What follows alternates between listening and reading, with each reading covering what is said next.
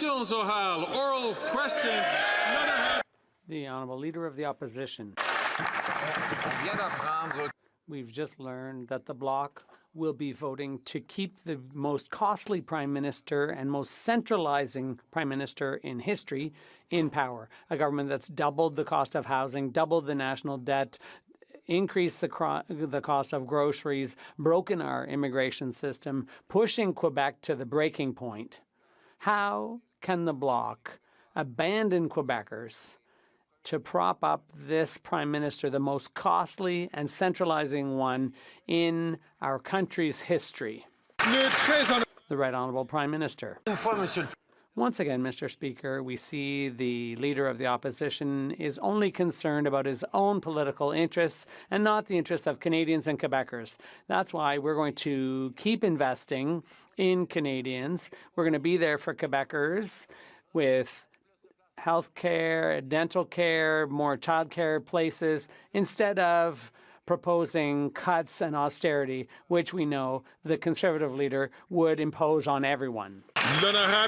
The Honourable Leader of the Opposition. Canadians' interest is in cutting taxes, building houses, fixing the budget, and stopping crime so that Quebecers can bring home bigger paychecks and pensions that will be enough to afford housing and food. That's after 9 years of the Liberal Bloc coalition. They've doubled the debt, doubled the cost of living, and broken our immigration system. Why is the Bloc propping up this expensive and centralizing government? The Honourable Prime Minister.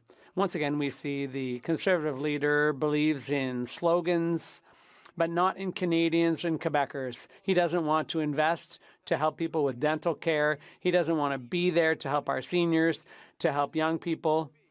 He just wants to cut programs. He voted against our climate action, against checks that people need, but he wants nothing to do with that. He's obsessed with his own thirst for power. We're concerned about Quebecers and Canadians, and we're working for them. The Honourable Leader of the Opposition. The NDP leader sold out Canadians to sign on to a costly coalition that doubled the debt, doubled the housing costs, sent 2 million people to food banks and 1,800 tent encampments. He voted 24 times for the carbon tax. And since he did his dramatic video, he's refused to answer 40 times whether he'd vote non-confidence. Now that he knows that the Bloc is going to keep the Liberals in power, he'll stand up and claim that he's voting against. Mr. Speaker, why won't the NDP stand up when it counts so that we can end this costly coalition and elect a common-sense government?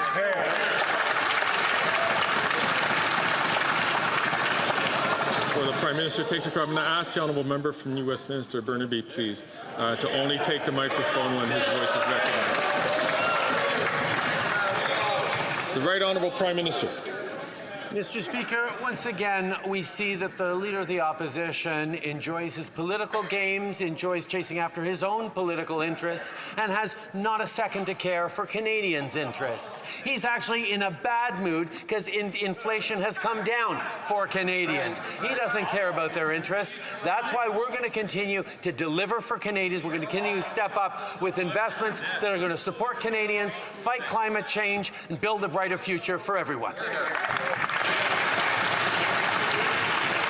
The Honourable Leader of the Opposition. Mr. Speaker, after 9 years of this costly NDP carbon tax coalition, what's happened? What's up? Taxes up, costs up, crime's up, time's up. What Canadians need is hope. By choosing a common-sense government that axes taxes, builds homes, fixes the budget, and stops the crime so they can earn powerful paychecks and pensions that buy affordable food, gas, and homes in safe neighborhoods protected by a strong military. Why can't we bring it home now? The Right Honourable Prime Minister. Mr. Speaker, that little performance shows just how much the Leader of the Opposition loves his slogans, but actually doesn't put forward any. I'm going to ask, as I'd ask a previous member before, to please not take the floor unless they're recognized. I'm going to ask all members, please, to allow the member to. I'll ask Prime Minister, Right Honourable Prime Minister, to start from the top. Boy, Mr. Speaker, point out the performance of the Leader of the Opposition, and his colleagues get all upset because they know that he doesn't actually care about Canadians. He doesn't care about the programs we're delivering. He doesn't care about stepping up to support Canadians. He's actually in a bad mood because inflation has come down to 2%, Mr. Speaker, and it ruins his little just inflation slogan. He is so upset because he's cared about his own interests and not the interests of Canadians. We're going to stay focused on the things that matter for people while he spins little rhymes and tosses out his slogans. We'll take this seriously like we always have.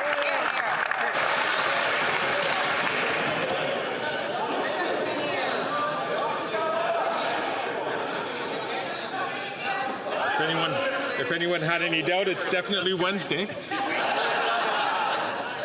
The Honourable Leader of the Opposition. Mr. Speaker, the just inflation tagline works now better than ever. He can try to call himself Rocky Balboa and play fight songs to aggrandize himself as the star. But the people lined up at food banks, 2 million of them every month, know better. The people who are living in the 1,800 Ontario tent encampments know better. The 35 homeless encampments in Halifax, the people there know better. They know that we need to fire this costly carbon tax coalition so we can elect a common sense government that will bring it home for them.